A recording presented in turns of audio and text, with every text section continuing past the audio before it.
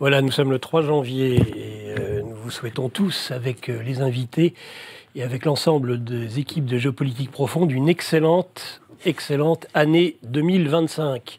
Rejoignez-nous, une semaine de gratuité dans sa version papier comme numérique, ce qui vous donnera accès aux formations sur la décentralisation financière. Je pense, on en parlera avec l'un de nos invités au moins ce soir.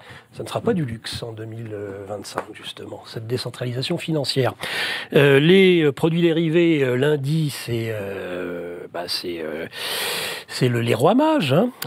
Donc l'épiphanie, ça veut dire des cadeaux. Faisons-nous des cadeaux, n'hésitons pas, des produits dérivés. Ça veut dire les mugs, ça veut dire les sweats à capuche, les casquettes, les bonnets et évidemment, donc je vous disais les mugs, celui que j'ai comme tout le monde, et puis celui du boss. Il ne faut pas avoir peur. On va relancer peut-être d'ailleurs aujourd'hui ce sujet et ce concours sur celui qui l'exprime le mieux, ce sondage la semaine dernière. Mike Borowski, en majesté, et bien justement, il est là, en face de moi, Mike Borowski. Bonjour Mike, et bienvenue sur ce plateau que tu connais si bien pour l'animer tous les jours du lundi au jeudi, depuis maintenant plusieurs mois, le soir à 19h. Bonsoir, cher Nicolas, ça fait bizarre d'être là. Je me doute, ouais. Je me doute que ça fait bizarre. Moi, ça m'a fait bizarre la première fois que je me suis venu à ta place, justement, où j'avais plutôt l'habitude, tu me faisais le plaisir d'être un de tes chroniqueurs, Mike. Bilan 2024, prospective 2025 en politique, sujet que tu connais particulièrement bien. On ne va pas rappeler tes antécédents en tant qu'attaché parlementaire, en tant que l'ancien patron de la gauche m'a tué, la politique et toi, ça ne fait qu'un. Dis finalement, en 2024, tous les pronostics ont été déjoués. Après les élections européennes, on espérait ou on craignait, c'était selon une vague Rassemblement national, patriote, souverainiste, appelle-la comme tu voudras. Et puis après, on s'était dit, il va y avoir une sorte de front républicain hostile. Finalement, ni l'un ni l'autre, un pays fracturé, une assemblée fracturée au moins en trois, un chaos, organisé ou pas. C'est dur à répondre si c'est organisé ou pas. Je pense que, je ne voudrais pas quand même donner trop de malice aux institutions, à ceux qui les représentent, à Macron, etc. Ils voudraient bien qu'on pense que c'est organisé. Est-ce que ça l'est ? Bon, j'ai envie de dire non quand même. Parce que je vois les profils des nouveaux ministres ou les profils des membres dans les cabinets. Moi, je me rappelle, à mon époque, il y avait du lourd dans les cabinets. Les mecs, ils avaient 40, 50 ans ou plus. Ils avaient des gros parcours, des gros diplômes. Ils avaient une grosse expérience et ils savaient de quoi ils parlaient.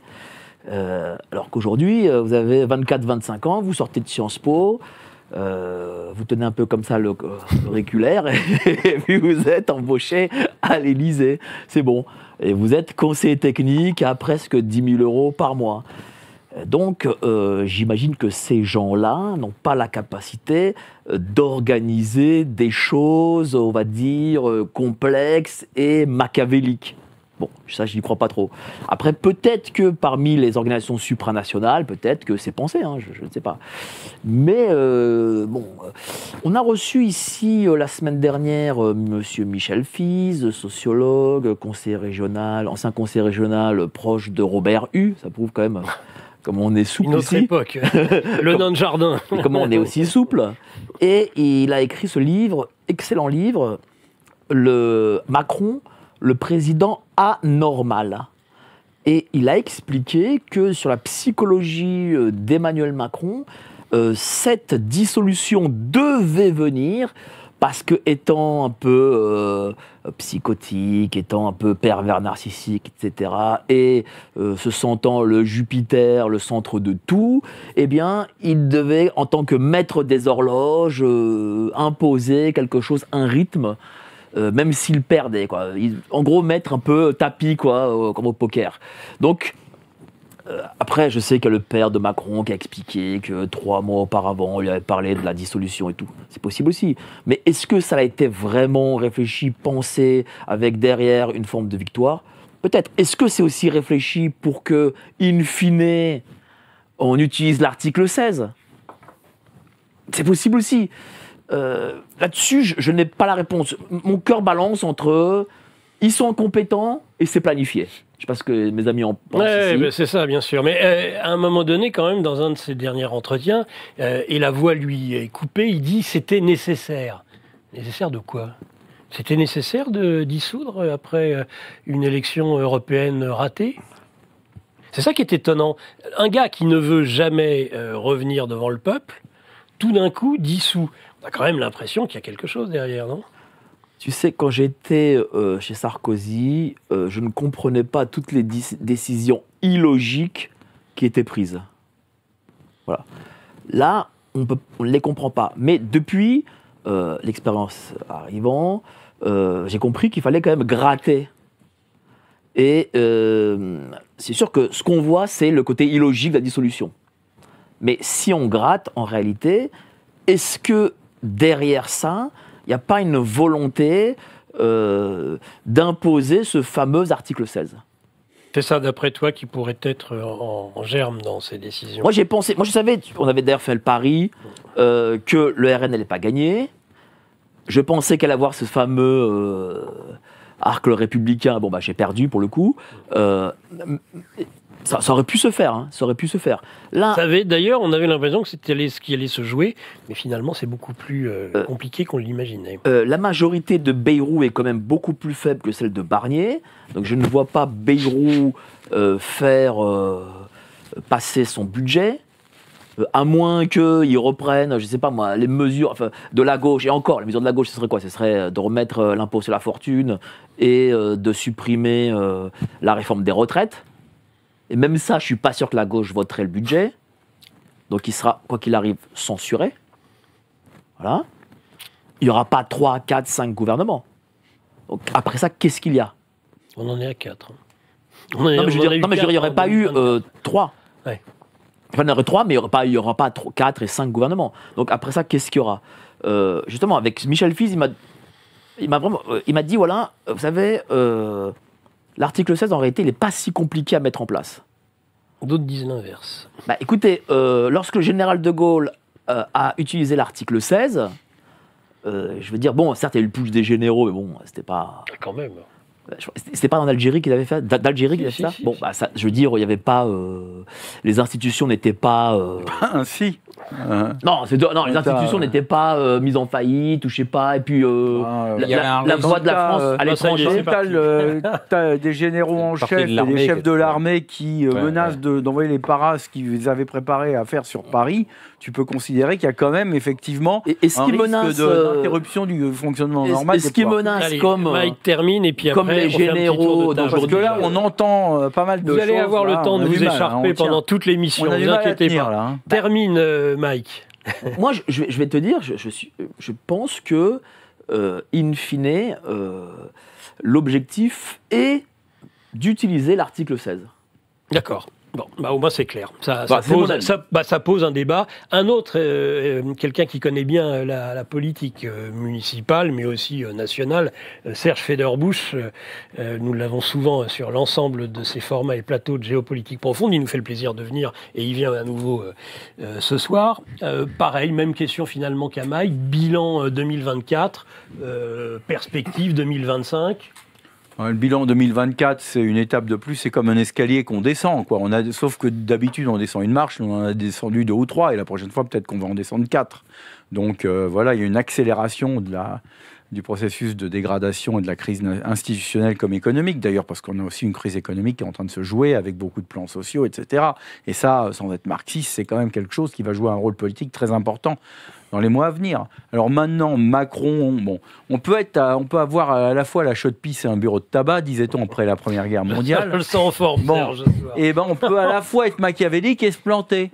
Donc je pense que Macron s'était dit qu'il allait dissoudre parce qu'il n'aurait pas la majorité, il pourrait une majorité pour faire voter son budget, d'accord. Et il a préféré anticiper. Et il s'est dit aussi, accessoirement, dans un deuxième mouvement, que à la limite, si le RN, après les élections justement européennes, bénéficiait de son élan politique, il arriverait à une majorité relative, plus ou moins, à 5, voilà. qui se carboniserait rapidement, d'accord, et qui assumerait en plus toutes les erreurs passées. Voilà, et donc il se libérerait, parce que, bon, avec la mémoire de poisson rouge de l'électorat, qui se libérerait en fait de la menace RN. Donc il faisait d'une pierre deux coups, il faisait porter au RN le chapeau de l'absence de budget, et en plus, il carbonisait le RN. Je pense que c'était ça, si machiavélisme il y a, qui était dans son projet.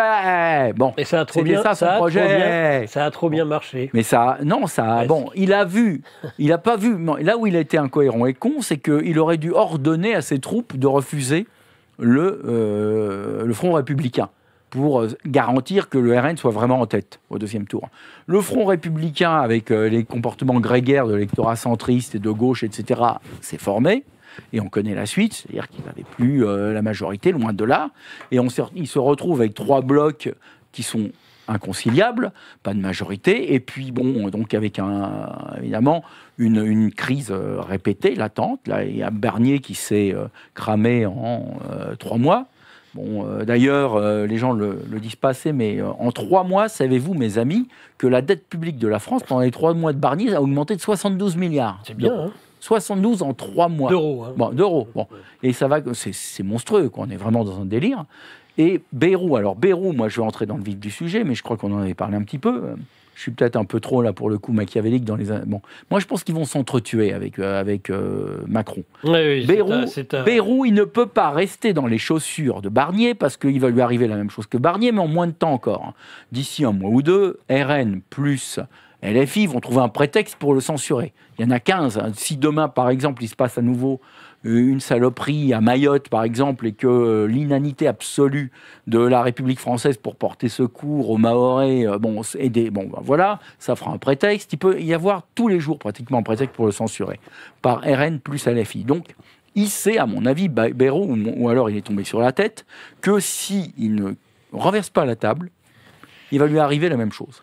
Bon, et si c'est pas pour être Premier ministre 1 mois ou 2 qui prend des risques pareils. Donc je pense qu'ils vont s'entretuer. Je pense que Bayrou a possiblement, je dirais pas probablement, mais possiblement l'idée de provoquer une crise avec Macron pour capitaliser sur, paradoxalement, l'antimacronisme et jouer de la stupidité de l'électorat macroniste et autres pour qui, à la fois bouffer au dehors atelier, à la fois se poser paradoxalement comme opposant à Macron en disant, ben voilà, il fait de la démagogie en gros pendant 1 mois, Bayrou, il annonce des tas de trucs, et puis il dit Macron m'en empêche, donc s'il ne démissionne pas dans 1 semaine, eh ben, c'est moi qui démissionne. Et ensuite, si lui démissionne, évidemment, l'autre n'aura plus aucune majorité possible. Donc il n'est pas impossible qu'il ait cette idée en tête. Je pense qu'il est une vraie cohabitation. Je pense qu'il est possible aussi que Macron, qui pour la première fois s'est fait imposer en Premier ministre, parce qu'il ne faut pas oublier, Macron qui joue justement maître des horloges au grand Jupiter, il a pour la première fois. Donc qu'est-ce qui lui reste?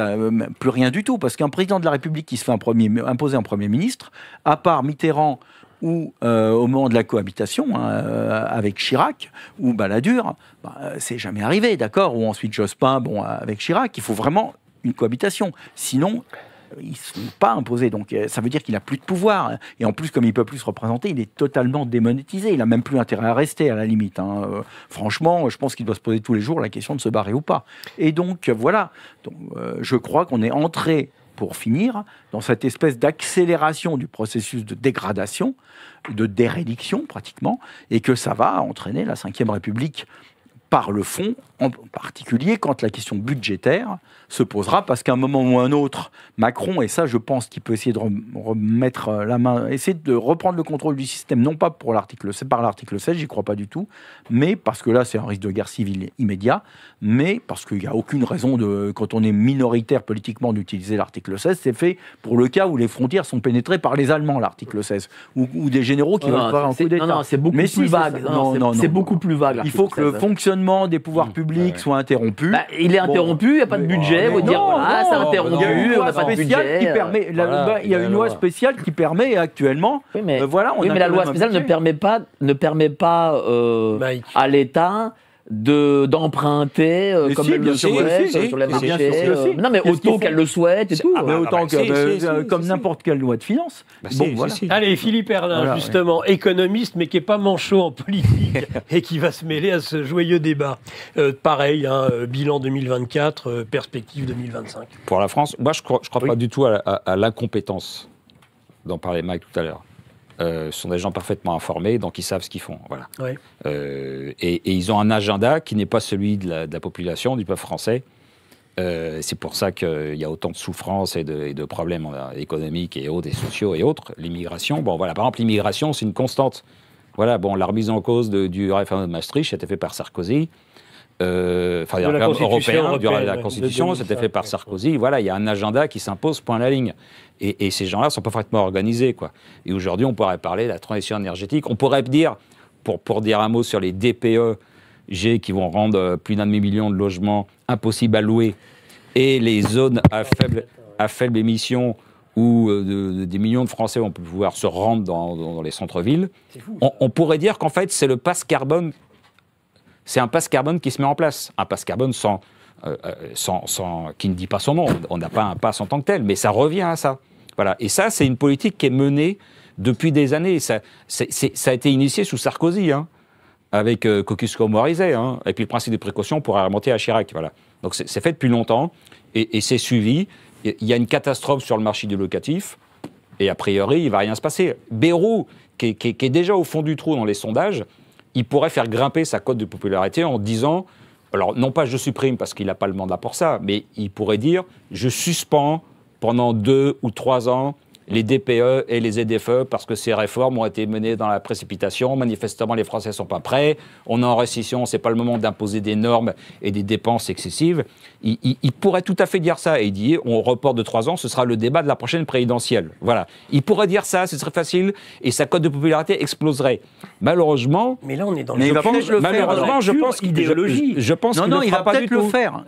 Il va peut-être le faire. Maintenant, c'est un scénario qui peut se faire, parce que je suis assez d'accord à ce que vient de dire Serge, c'est-à-dire Bayrou, s'il est là, c'est qu'il vise 2027. Bon, comme tous les premiers ministres, on va dire, même Barnier. Il est plus tout jeune. Même Barnier. Non, il est plus tout jeune. Il est plus jeune que Trump. Il est plus jeune que Trump. Il est bon, voilà. On va comparer la politique américaine, Trump et Bayrou. Alors pour Bayrou, c'est Sleepy Joe. Non, je compare pas. Je parle d'âge. Je compare pas. Non, je compare pas. Une anecdote je parle d'âge. Je parle d'âge. Voilà, c'est tout. Il se dit, Trump y est, je suis plus jeune que lui, je vais y aller. Ça peut être avant 2027 s'il peut aussi provoquer. Et ça peut être avant s'il provoque. Alors je ne crois pas à l'article 16 parce qu'effectivement, c'est des conditions extrêmement restrictives pour l'appliquer, mais provoquer une crise, essayer de gagner en popularité. Alors s'il suspend les DPEG, moi je dis bravo. Là, franchement, je dirais bravo. Je le réclame. Ça fait moi, depuis 2021. Comment il peut suspendre ? C'est pas compliqué. C'est un décret, c'est très simple. Ça, c'est pas. Et même, il fait passer à l'Assemblée, ça passe. Parce que le RN, Bardella a fait sa campagne législative, notamment sur cette mesure. Il a dit je suspends les DPE. Voilà. Donc le RN voterait pour. Enfin, il y aura même une majorité à l'Assemblée parce qu'avec les macronistes et le RN, ils voteraient pour. Pas les écolos, mais voilà. Donc ça serait facile à faire passer. Il pourrait prendre quelques mesures pour gagner en popularité. Et puis. Il parle de référendum. Alors, les référendums, c'est pas Bayrou, c'est Macron. Oui, maintenant, je pense que c'est une mesure en l'air. Il a jeté ça parce qu'il est au bout du rouleau, il a plus aucune marge de manœuvre. Il peut pas se représenter, justement. Parce que donc le seul truc qui lui reste pour un peu changer la donne, c'est le référendum. Mais de toute façon, quelle que soit la question qu'il pose... Il est pas sous-estimé quand même, là, Macron. Non, quelle que soit la question qu'il pose, les gens voteront non. Même s'il fait un homme sur l'immigration, les gens voteront non pour dégager Macron. Je veux dire, il y a un tel niveau dans... Bon, donc, et puis il ne fera jamais un référendum sur l'immigration. Donc il va faire un truc sur l'euthanasie. Voilà. Et puis en fait, il n'a pas prononcé le mot référendum. Ça peut être une convention citoyenne, c'est-à-dire un truc complètement bidon, monté avec des gens qui sont sélectionnés. Il avait déjà annoncé il y a 3-4 ans. Voilà. Rappelle-toi, un référendum sur l'écologie. Non mais voilà. Qui n'a jamais fait. Qu'il n'a jamais fait, voilà. Donc voilà, alors maintenant Bayrou, lui, évidemment il pense à 2027, surtout qu'il a fait le siège de l'Élysée pour être nommé Premier ministre, donc c'est pas simplement pour être Premier ministre, et je pense pas qu'il va tomber, parce que, disais automatiquement, je pense que les RN a fait une erreur en votant la motion de censure contre Barnier, et que leur argument, leur élément de langage qui consiste à dire il y avait 40 milliards de hausses d'impôts est faux. Il n'y avait pas 40 milliards de hausses d'impôts. Ça, c'est un élément de langage qui est sorti juste après. Parce que la première raison qu'a sorti Marine Le Pen, c'est la non-indexation des retraites au 1er janvier. Et c'est quand même pas un argument de feu de Dieu et qui est porté vers l'avenir et la grandeur de la France, de dire on fait sauter un gouvernement parce que les retraites sont plus indexées au 1er janvier. La profonde, c'est quoi? Non, de toute façon. Mais ils veulent fragiliser Macron. La raison profonde de Marine Le Pen d'en finir avec Barnier, c'était un avertissement par rapport au procès sur les non, pas forcément. Elle veut obtenir, si je puis me permettre, elle veut obtenir la démission de Macron le plus vite possible. Voilà. Mais ça, Macron a dit qu'il restait. Et donc, c'est un premier. C'est comme les dominos, c'est-à-dire elle a giclé Barnier à la prochaine censure. S'il y a une nouvelle censure, ça va devenir ingérable. Alors, et donc on va dire mais le problème c'est Macron. Maintenant il faut purger le truc. Justement, moi je crois pas qu'il y aura, parce que je pense déjà que le RN a fait une erreur en faisant sauter Barnier, parce que le RN obtenait finalement beaucoup de Barnier, qui au dernier moment a lâché sur les taxes sur l'électricité, qui était une demande du RN. Il a lâché. Et il pensait que ça garantissait son gouvernement. Et puis finalement, ils ont quand même voté la motion de censure. Et le risque de ça, c'est que si Bayrou saute, ils feront une autre forme de gouvernement qui a été évoquée à un moment, puis finalement ça n'a pas marché. C'est de faire une garantie de non-censure en faisant rentrer le Parti socialiste. Parce que quand on regarde les chiffres, alors, Front Populaire plus RN, ça fait une majorité très claire. Mais si on enlève le PS, il n'y a plus de majorité. Voilà. Donc c'est pour ça l'enjeu des macronistes de détacher le PS de Front Populaire. Les macronistes, mais est-ce que Macron le veut? On a l'impression qu'il fait tout l'inverse. Les calculs sont pas bons, Philippe. Si, parce que c'est un calcul. Parce que le Front Populaire, c'est pas les socialistes. Si tu prends un gouvernement qui serait soutenu uniquement par les socialistes et les macronistes, ça tient pas. Ils tiennent pas. Non, LR aussi. Mais oui. Bon, non, même avec LR, ça tient pas. Si, ça tient. Non, je dis pas que ça tient. Je dis pas que ça tient. Ils n'ont pas la majorité. Moi, je dis pas que ça tient. Il faudrait en plus les écolos et les cocos. Non, c'est faux. Les écolos et les cocos. Écoutez, il faut ça empêche la motion de censure. Et donc, ça permet de faire passer le budget en 49.3. Mais ça ne pouvait pas se faire. Ça permet de faire passer le budget en 49.3. Et c'est ça qui risque d'arriver. Et à ce moment-là, le RN n'a plus aucune marge de manœuvre. Moi, je vais te dire, rien obtenir. C'est pour ça que je pense que ça ne peut pas se faire. C'est pour ça que attends, je termine mon raisonnement. C'est pour ça que je termine. Parce que c'est pour ça que je pense que le RN ne va peut-être pas voter la censure sur Bayrou, parce qu'ils vont se rendre compte de ça, qu'ils perdraient tout moyen de négociation pour le reste. Si ça va du PS et à LR, ils sont morts, ils sont de l'opposition, et puis plus rien obtenir. Donc ils vont laisser Bayrou. Bayrou va être suffisamment intelligent pour ne pas mettre 40 milliards de hausse d'impôts. Il va en mettre un petit peu, puis il va faire des économies, puis en fait, ça va rien changer au budget. Ils vont faire encore 5% l'année prochaine, et ils se fichent de Bruxelles, et ils se diront ça tiendra bien jusqu'en 2027. Voilà. Et à ce moment-là, le RN n'aura plus d'arguments solides pour voter la censure contre Bayrou. Et ils obtiendront quelques mesures qu'ils pourront ensuite afficher médiatiquement et auprès de leurs électeurs. Et je pense que Bayrou peut tenir 3 ans comme ça. Voilà. Et vous appelez à la mise en place d'un euro numérique. Absolument. Nos élites déroulent leurs plans contre nous. Mais nous aussi on a des plans contre eux. Déjà au travers de nos émissions avec une revue de presse économique pour faire le point avec vous, puis dans notre revue mensuelle avec des analyses financières et des solutions de décentralisation, et surtout dans notre stratégie anti-CBDC. Plus de 3 heures de contenu exclusif et gratuit pour apprendre concrètement à préserver votre épargne. Au programme, protection anti-crise, anti-banque, anti-État et bien d'autres solutions. Le temps joue contre nous, mais on peut se défendre.